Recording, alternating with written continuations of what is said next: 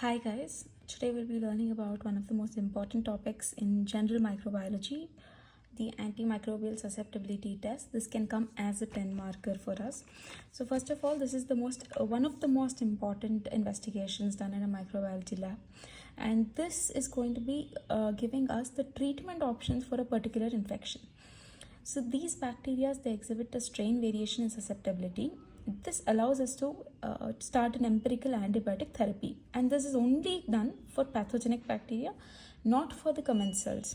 So first of all, coming to classification of antimicrobial susceptibility testing, we have phenotypic and genotypic classifications.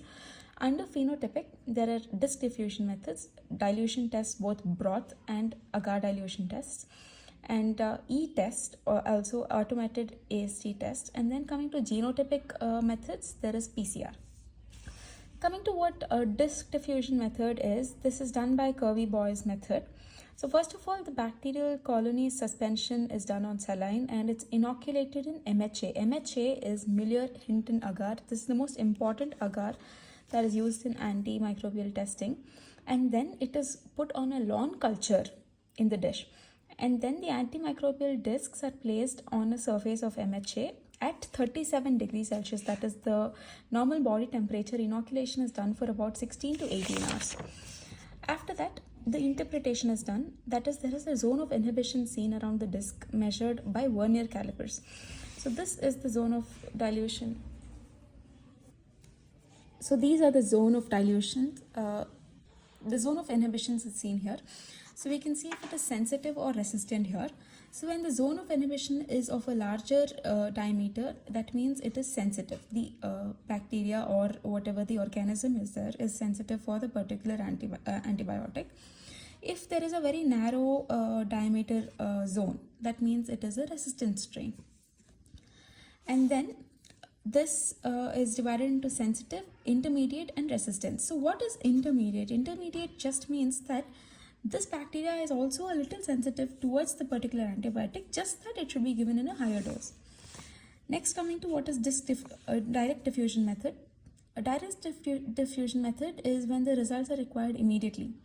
And then this are the specimens that are expected to contain a single pathogen only. You cannot do it for mixed growth of organisms, and these specimens are directly inoculated on the surface of agar plates and antibiotic discs are applied.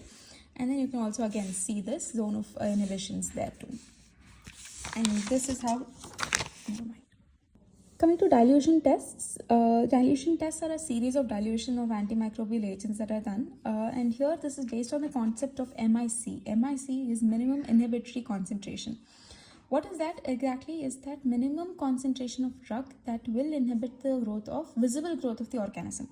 And there are of two types. One is broth dilution and the agar dilution. For broth dilution, the broth that is used is Mueller-Hinton broth that is done in a tube or a microtiter. And for agar, it is done on a Mueller-Hinton agar.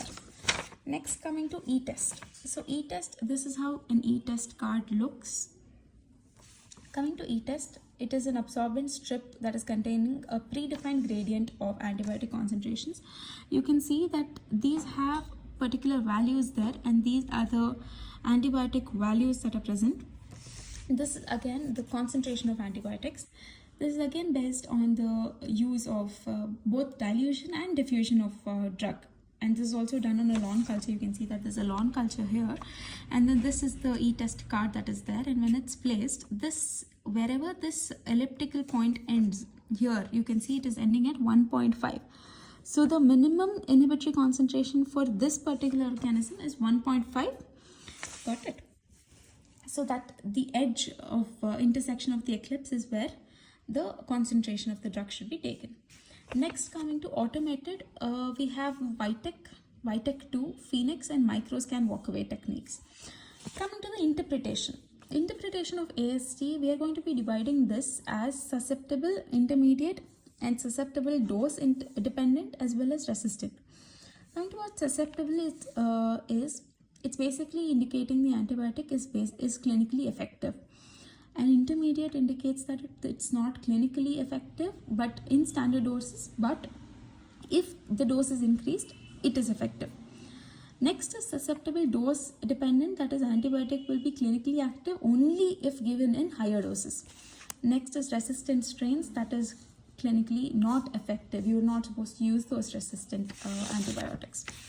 Coming to choice of antibiotics, it is always done keeping in mind these factors, that is it should be clinically indicated, organism isolated should be specific for it, then intrinsic resistance should not be there, and it should be locally available at the hospital, and the site of action should be kept in mind. So you cannot give clindamycin, for example, for urinary tract infections.